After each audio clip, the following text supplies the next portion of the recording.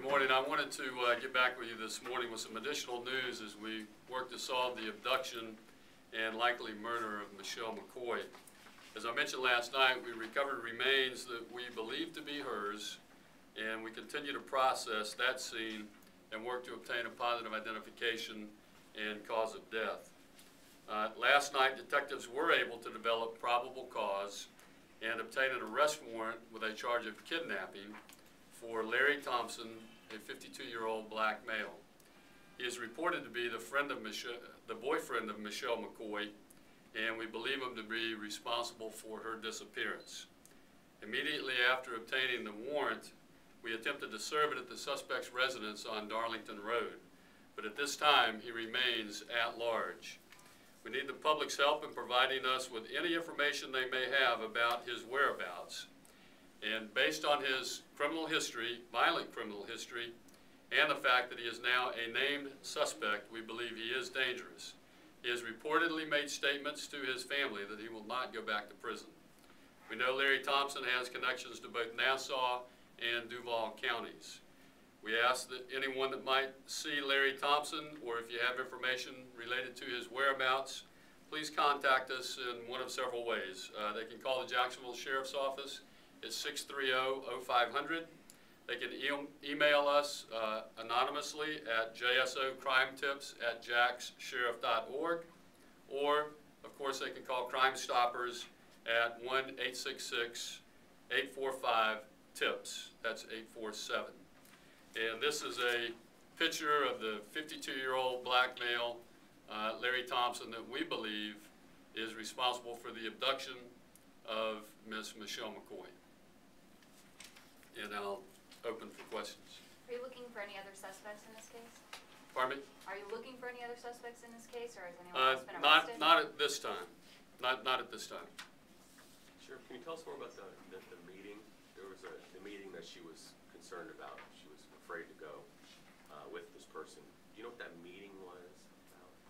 I can't go into the details of that, but we do believe that Mr. Thompson was part of that meeting. Why, Sheriff? Why would he be involved in a meeting with a girl that appears to be much younger than him? That is their boyfriend-girlfriend. The search in Nassau County, how did that play into this? We had some leads that were developed by the detectives, and those leads took us to Nassau County and the Thompson property. I can tell you also. So that was his property? It's the family's property. Yes. Any reported problems between the two in the past? Pardon me? Any reported problems between the two in the past? Not that I recall. Do you know how long Michelle McCoy may have been dead? We think since the night.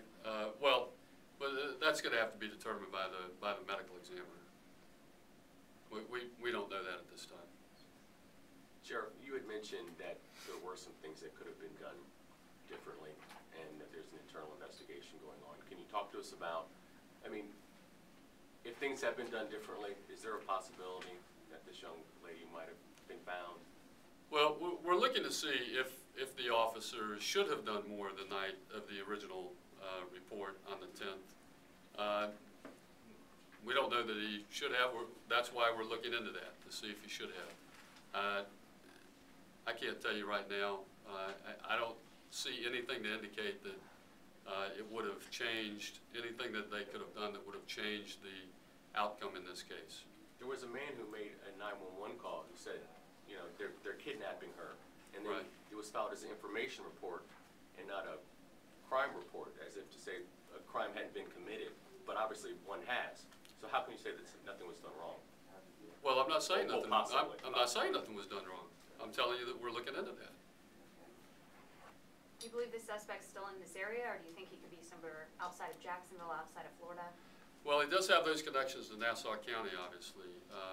So we really don't know where he is at this time.